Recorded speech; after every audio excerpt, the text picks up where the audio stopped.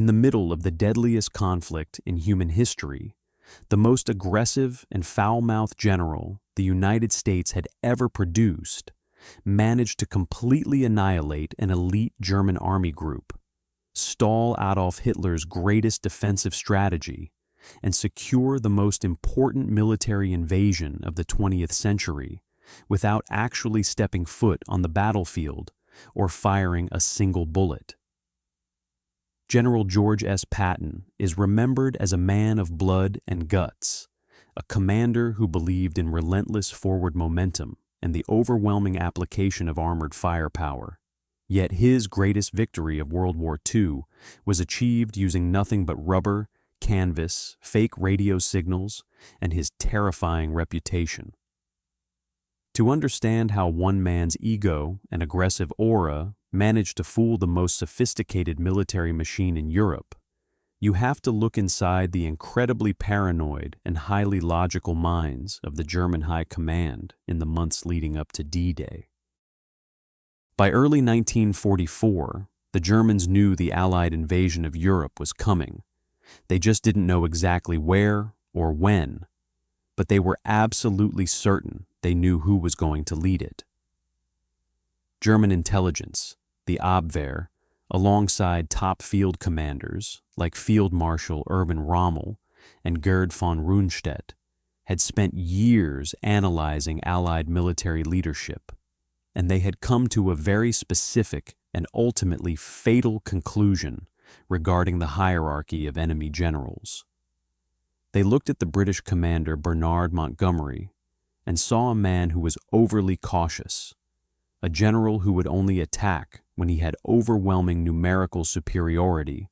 and a perfectly calculated logistical plan, which made him predictable. They looked at other American commanders and saw inexperienced men who were still learning how to wage modern war on a massive scale. But when they looked at George Patton, they saw a dark mirror of their own blitzkrieg philosophy, a man who commanded tanks exactly the way Heinz Guderian or Rommel himself would, using speed, shock, and extreme violence of action to shatter enemy lines before they could react. Because the German military doctrine placed a massive emphasis on putting the absolute best and most aggressive commanders at the spearhead of any major offensive operation, they naturally assumed the Allies would follow the exact same logic. In the minds of the German General Staff, it was simply inconceivable that the supreme Allied invasion force, the operation that would decide the fate of the entire war, would be led by anyone other than George S. Patton, because holding back your best fighting general made absolutely no military sense to the Prussian military mindset. The Allies, specifically British intelligence and General Dwight D. Eisenhower, fully understood this German obsession with Patton, and they decided to weaponize it in what would become the greatest and most elaborate military deception in human history, codenamed Operation Fortitude South. The reality on the ground was that Patton was actually in deep trouble with the Allied High Command because of the infamous slapping incidents in Sicily, where he had physically struck 2 shell-shocked soldiers in a field hospital, leading to his temporary removal from active command. But the German intelligence network simply refused to believe that a warrior like Patton would be permanently sidelined over something as trivial as slapping a private, considering that in the Wehrmacht, brutal discipline was completely standard practice. The Germans convinced themselves that Patton's public disgrace and subsequent disappearance from the battlefield was an elaborate Allied cover story designed to hide his true purpose, which was organizing the massive invasion force gathering in England.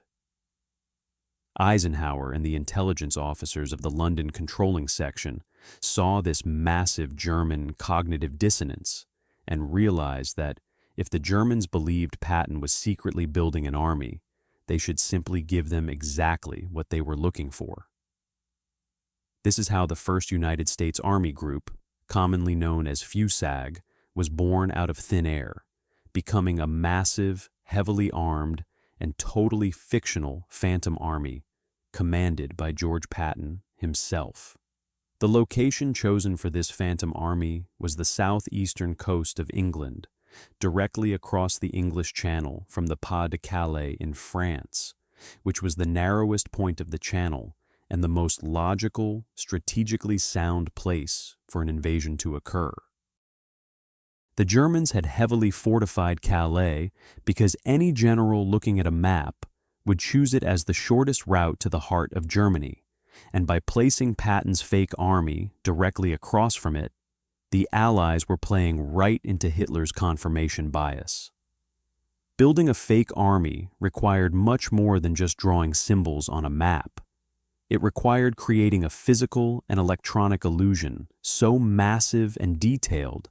that German reconnaissance planes flying at high altitudes and listening posts monitoring radio traffic would be completely convinced of its reality.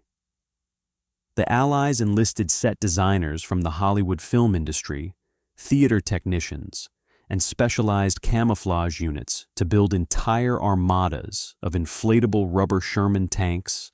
wooden artillery pieces, and canvas landing craft that looked incredibly real from 3,000 feet in the air.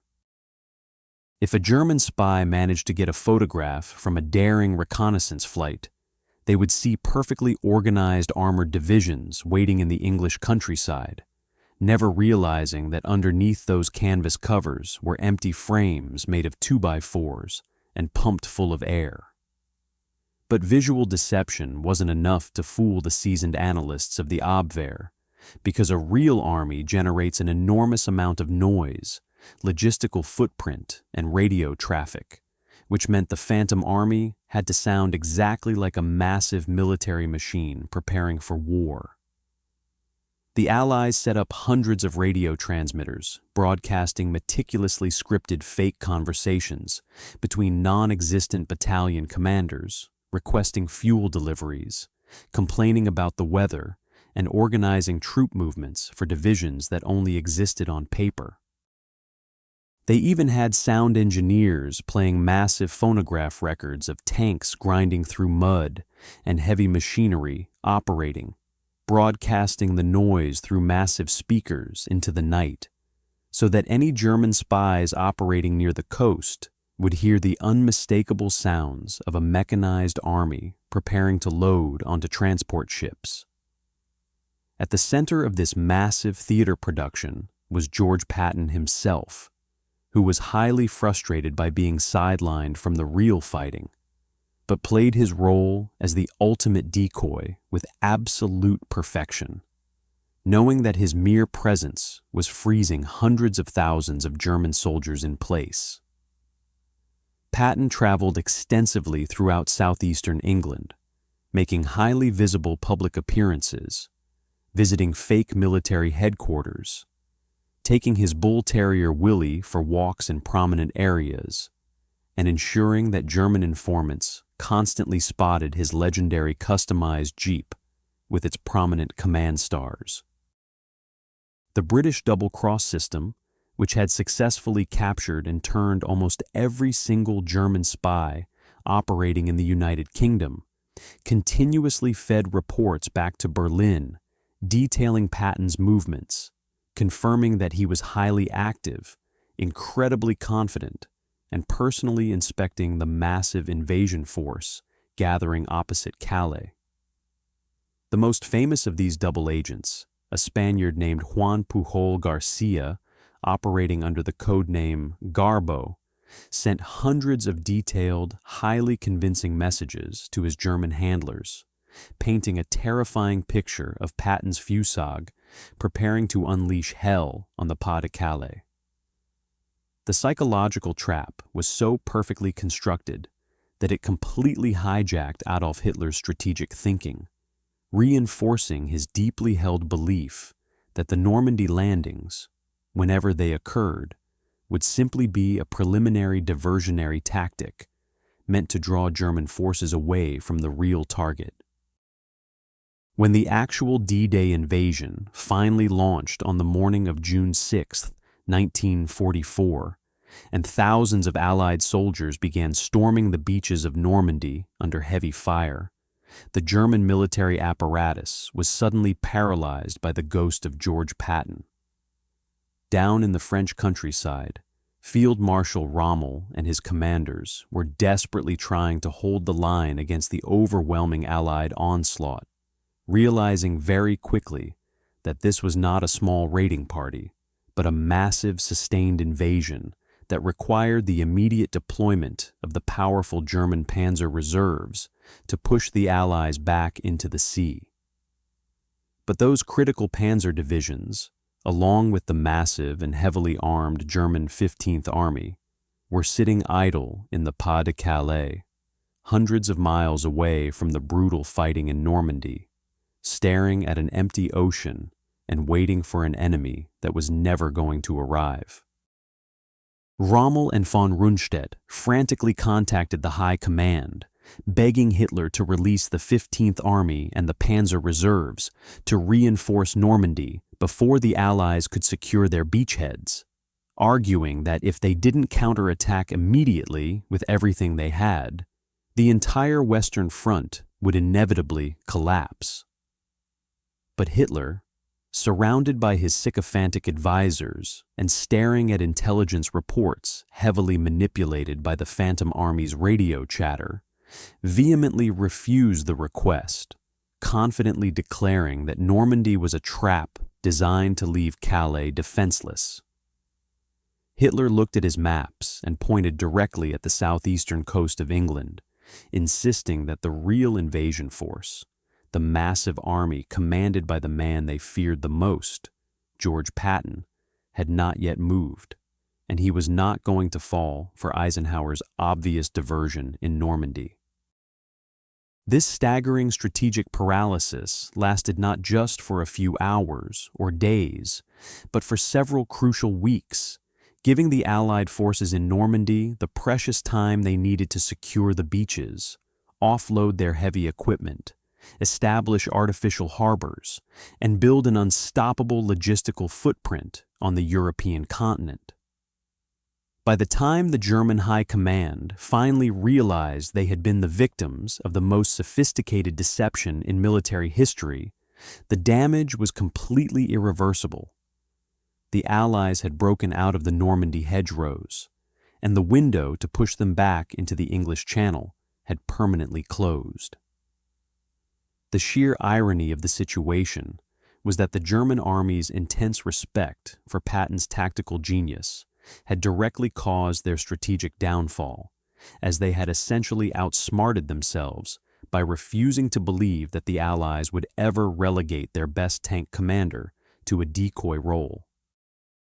German intelligence officers later admitted that their logic was perfectly sound based on the information they had, but they simply could not comprehend the sheer scale of the Allied deception, nor could they fathom the psychological warfare involved in using a man's towering reputation as a weapon of mass distraction. The Ghost Army had achieved the impossible, effectively neutralizing over 15 elite German divisions and hundreds of heavy tanks, keeping them completely out of the fight during the most critical juncture of the war, a feat that would have cost tens of thousands of Allied lives to achieve through direct combat.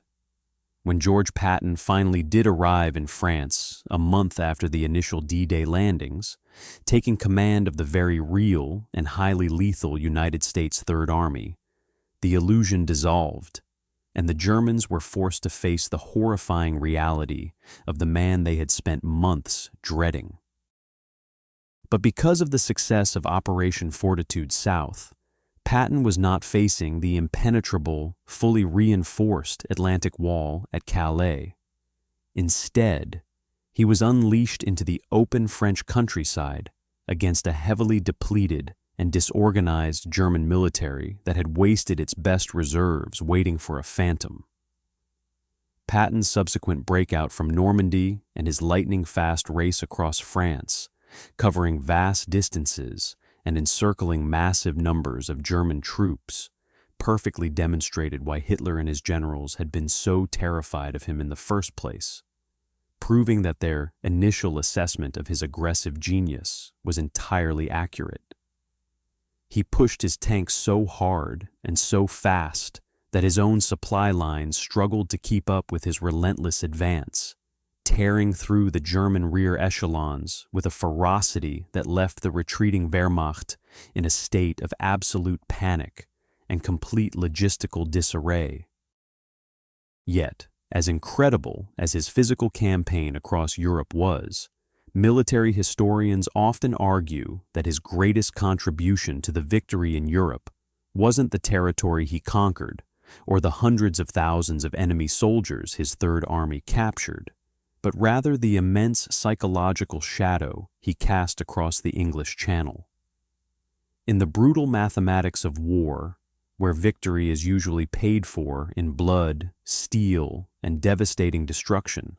General Patton managed to single-handedly tie down the absolute best fighting formations of the Third Reich,